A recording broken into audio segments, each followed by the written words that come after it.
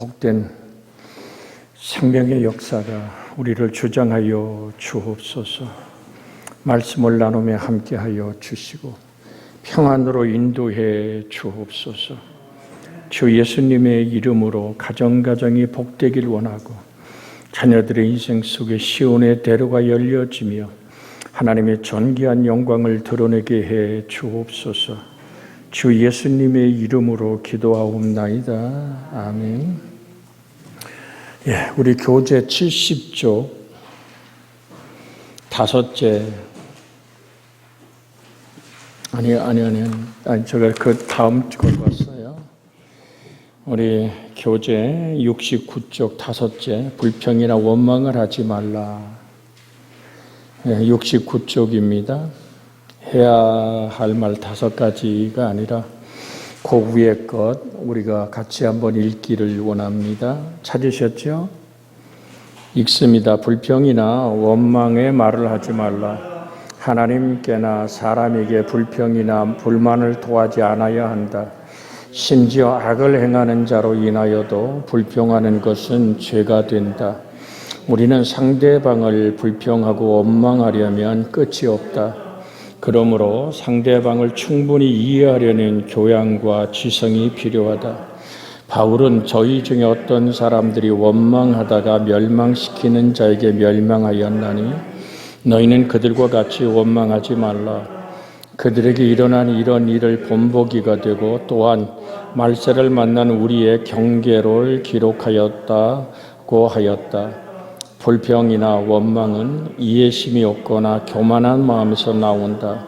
그러므로 누추한 말이나 어리석은 말이나 희롱의 말이 마땅치 아니하니 돌이켜 감사하는 말을 하고 하였으나 감사하는 마음을 가지면 불평이나 원망은 없어진다. 아멘.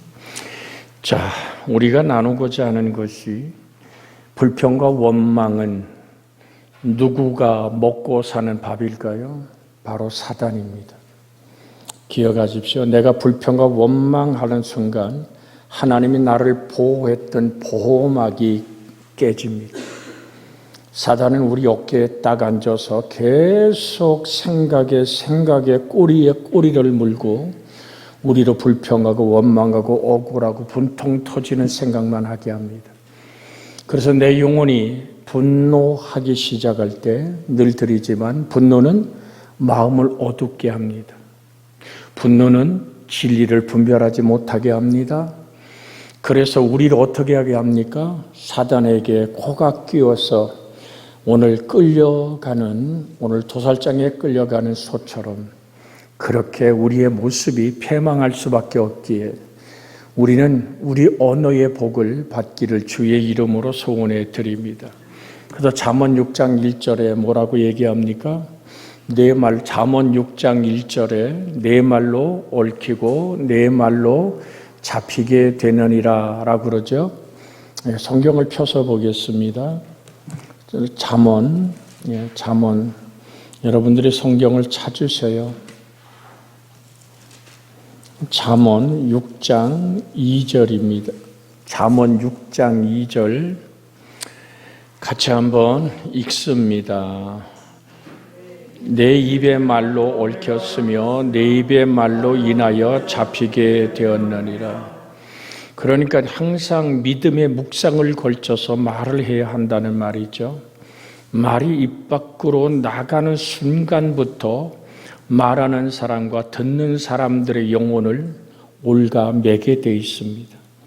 그래서 불평과 원망, 시비와 여러 가지 많은 내 마음에 있는 그 밑에 깊이 가라앉아 있는 그 더러운 것들이 내 입 밖으로 나올 때 주님 뭐라고 말씀합니까?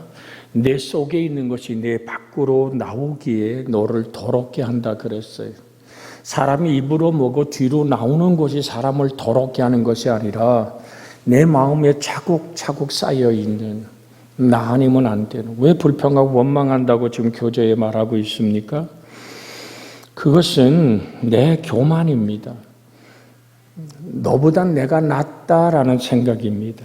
반드시 나는 너를 가르쳐야 되고 너는 나에게 배움을 얻어야 된다라는 내 정체성이 만들어내는 것이 불평과 원망임을 잊어서는 안 됩니다. 그래서 우리가 다시 잠언에 있는 말씀으로 가면 잠언 18장 요것만 읽고 또 전진해 가겠습니다. 잠언 18장 늘 보았던 규절이지만 20절 21절 잠언 18장 20절 21절 같이 한번 읽습니다. 사람은 입에서 나오는 열매로 말미암아 배가 부르게 되나니 곧 그 입술에서 나는 것으로 말미암아 만족하게 되느니라. 죽고 사는 것이 혀의 힘에 달렸나니 혀를 쓰기 좋아하는 자는 혀의 열매를 먹으리라. 여러분과 제가 뭐를 먹는다고요? 혀의 열매를 먹어요. 오늘 여러분과 제가 항상 내 입의 말이 나의 열매가 되어 돌아온다는 얘기죠. 그래서 누에가 8잠을 자고 나면 입에서 뭐를 뿜어냅니까? 씨를 뽑아내죠. 그래서 뭐를 만들어요? 꼬치를 만듭니다.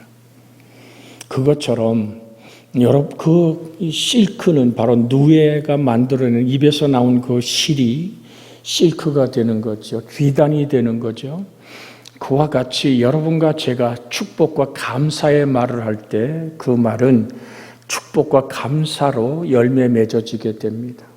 그래서 살고 죽는 것이 뭐의 힘에 달렸나니? 혀의 힘에 달렸나니. 여러분, 그러므로 혀를 쓰기 좋아하는 자는 뭐를 먹으리라? 혀의 열매를 먹으리라.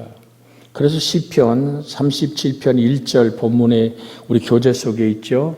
시편 37편 1절에 악을 행하는 자들 때문에 불평하지 말며 불의를 행하는 자들을 시기하지 말지어다. 그렇게 다시 한번 같이 읽습니다. 악을 행하는 자들 때문에 불평하지 말며 불의를 행하는 자들을 시기하지 말지어다. 그러니까 여러분 항상 기억하세요. 종교라는 영어가 릴리전이란 말입니다. 이 릴리전이란 영어의 뜻은 묶는다는 겁니다. 내가 거기에 묶여진다. 여러분, 그래서 내 인생이 나에게 악을 행하고 내 인생의 상처와 가슴을 베어내는 슬픔을 주는 거기에 매이지 말란 말이죠. 어떻게? 그때 믿음의 주 온전케 하시는 예수를 바라보십시오. 왜? 여러분은 소중한 사람입니다. 여러분 보배롭고 존귀한 사람이라고 이사야 43장에 분명히 말씀하고 계십니다. 내가 왜? 내가 악을 행하고 내 인생 속에 아픔을 주는 사람에게 묶여지면 어떻게 됩니까? 내 인생이 무너지는 거예요. 그 사람이 내 인생 살아주는 게 아니에요. 항상 기억하십시오. 나는 나라고요. 주의 은혜가 있기를 원합니다. 오늘 제가 우리 민지가 아주 어렸을 때 원주를 다녀오느냐고 둘이서 제가 차를 몰고 올 때가 있었어요. 그랬더니 제가 좀 속도를 급해서 좀 냈어요. 그랬더니 제가 아빠 너무 빨라. 죽으면 어떡해? 그러더라. 그래서 내가 지금도 기억하는 거지. 야, 죽으면 하나님 나라 가면 되잖아. 내 대답이 그랬어요. 그랬더니 맞죠. 하나님 나라 가면 되는데 나는 아직도 세상을 다 살아보지 않았잖아. 그러면서 제가 지금도 기억하는 단어가 그거예요. 아빠, 나는 아빠가 아니야. 나는 나야. 그게 초등학교 들어가기 전에 유치원 다닐 때 한 얘기예요. 나는 나다 이걸. 야, 제가 뭐가 되려고 저렇게 정체성이 강할까라는 생각을 해보았습니다. 사실 그렇습니다. 여러분은 여러분의 형상과 모양대로 하나님은 지으셨습니다. 하나님은 여러분에게 뭘 요구하십니까? 같이 합니다. 너는 너처럼 피어나라. 여러분, 봄에 지금 피어나는 꽃이 다 장미겠습니까? 다 백합입니까?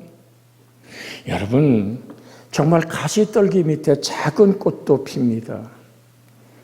여러분, 담장 밑에, 저는 지나가다가 담장 이렇게 밑에, 여러분 아파트 그 담장 밑에 피어나는 그 민들레를 보았습니까? 거기도 하나님은 햇살을 주고 거기도 비를 줍니다. 아무도 안 쳐다봐도 그 가시떨기 밑에 피는 꽃이 피어야 봄은 어우러지는 겁니다. 여러분은 여러분의 모습대로 피어나야 돼요. 하나님을 향한 아름다운 향내를 뿜어낼 수 있기를 주 예수의 이름으로 축복해 드립니다. 여러분, 하우스에서 자란 백합화가 더 향기롭습니까? 아니면 아파트 화단에서 자란 백합이 더 향기롭습니까? 아니, 대답도 아니요. 들꽃이 훨씬 향기가 진합니다. 왜? 비바람을 맞고 보호 없이 그래도 하나님이 일으켜주신 빛 안에서, 물질 안에서 피어나기 때문에 그렇습니다. 무슨 의미인지 여러분 아시죠? 이 땅에 우리가 어떤 인생에게 얽매이지 않길 원합니다. 종교란 말이 뭐라고요? 릴리전이라고 얽어 묶는다는 얘기입니다. 주님께서 오늘 손을 벌리고 말씀합니다. 수고하고 무거운 짐진 자들아, 다 내게로 오라. 내가 너를 편히 쉬게 하리라. 나는 마음이 오냐고 겸손하니 내 멍에를 메고 내게 배우라. 그러면 뭐라고요? 너희 마음이 쉼을 얻으리라. 우리 한번 앞뒤로 같이 인사할까요? 주 예수 안에서만 쉼의 평화가 있습니다. 할렐루야. 그러니까 오늘 10절에, 오늘 다시 고린도전서 10장으로 가서 10절에 뭐라고 얘기합니까? 그들 가운데 어떤 사람들이 원망하다가 멸망시키는 자들이 멸망하였나니 너희는 그들과 같이 뭐하지 마라? 원망하지 말라. 사실 이 말을 직역하면 헬라어 원어를 우리의 쉽게 들리는 언어로 바꾸면 너희는 불평하지 말라. 그들 중에 어떤 사람들처럼 그들은 불평했고 파괴자에 의해서 멸망했다란 말입니다. 멸망시키는 자에게 멸망하였나니 멸망시키는 자는 파괴자라는 의미입니다. 이는 하나님께서 애굽에서 10번째 재앙에 장자의 죽음의 재앙을 실행할 때 그 재앙을 수행한 멸망하는 자, 즉 함마쉬히트라는 히브리어를 사용하는 것이 멸망하는 자입니다. 멸망시키는 자란 말입니다. 즉 파멸의 천사를 지칭하는 말입니다. 그래서 출애굽기 23장 출애굽기 12장 23절에 보면 여호와께서 애굽 사람들에게 재앙을 내리셨고 지나가실 때 문인방과 좌우 문솔지의 피를 보면 여호와께서 그 문을 넘으시고 멸하는 자에게 저희 집에 들어가서 저희를 치지 못하게 하실 것임이니라. 그러니까 애굽 전역에 바로의 아들부터 시작해서 그러니까 황제의 아들로 맷돌가는 여인의 아들까지 하나님은 온전히 죽음의 사자가, 그것이 오늘 멸망하는 자입니다. 전 애굽을 뒤덮어 갈 때 어떻게 합니까? 아침에 일어나는 애굽 전체가 통곡 소리가 가득했습니다.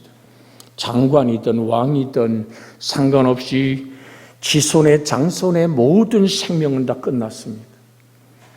거기에 바로가 손을 들어버리죠. 그리고 다 나가라. 이 애굽 사람들이 이스라엘 사람들만 보면 두려워서 어쩔 바를 모릅니다. 소문이 났겠죠. 잘났든 못났든 거룩하든 그러하지 않든 부자든 가난하든 문인방이 피 바른 집안이면 들어가 있으면 살았습니다.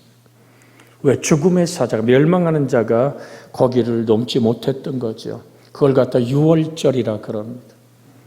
예수 그리스도는 유월절 어린 양으로 이 땅에 등장하죠. 여러분과 제 영혼 깊은 곳에 예수의 피가 흐를 때 어둠은 우리를 무너뜨릴 수 없습니다. 네, 들으십시오. 이건 굉장히 영적으로 중요한 얘기를 드립니다. 하나님의 보호의 막이 내 자녀와 나의 삶을 만들어가는 것은 가상치론 늘 드렸어요. 예수님이 십자가에서 7마디 하신 말씀을 묵상하고 내 자녀들에게 선포할 때 하나님의 보호의 막이 쳐집니다. 여러분, 이 땅에 수많은 어둠들이 길에 가득합니다. 버스에는 버스를 지배하는 영들이, 여러분 식당에는 식당대로 여러 가지 많은, 마트에는 마트대로 그들의 영들이 그들을 주장하고 있습니다. 이걸 영적인 공간이라고 말합니다. 그런데 그들이 틈타지 못할 수 있는 것은 하나님이 오늘 욥에게 네가 내 종 욥을 봤냐? 그럴 때 욥이 사단이 뭐라고 얘기합니까? 오늘 여기저기 두루 다니다가 왔나이다. 그런데 그와 같이 순전하고 온전한 자가 없다. 그랬더니 사단이 뭐라고 얘기합니까? 우리가 욥기 1장에 보면 욥기 1장 9절 10절 오늘 11절에 있는 말씀 볼까요? 욥기 1장 시작.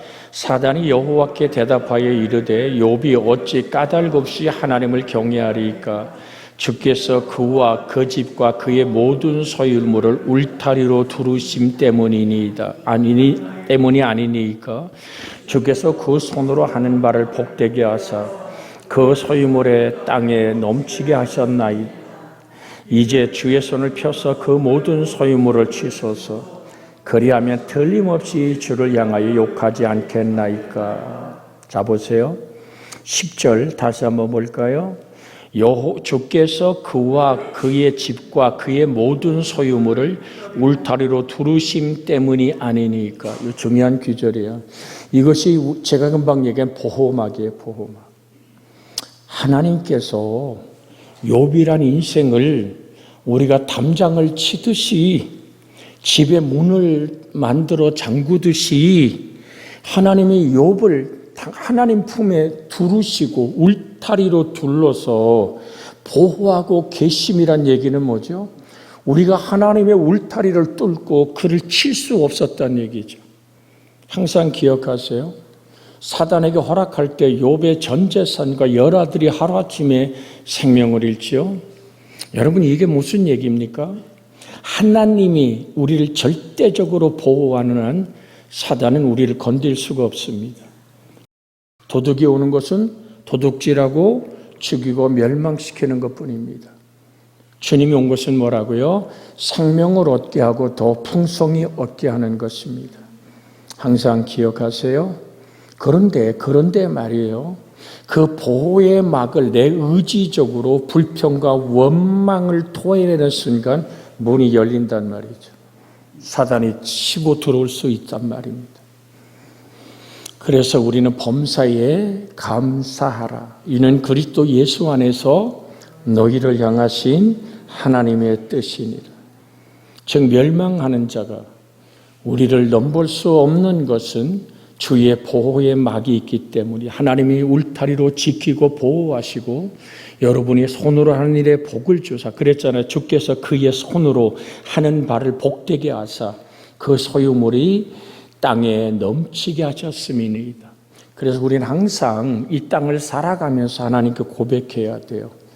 작은 것 주심에도 우린 감사하고 큰 것 주심에도 감사하고 우리의 흔들리지 않는 많고 적음이 아니라 하나님을 바라보는 믿음의 눈이 열려지기를 주 예수의 이름으로 축복해 드립니다. 그래서 일단 우리에게 나타난 하나님의 은혜를 기억하길 원합니다.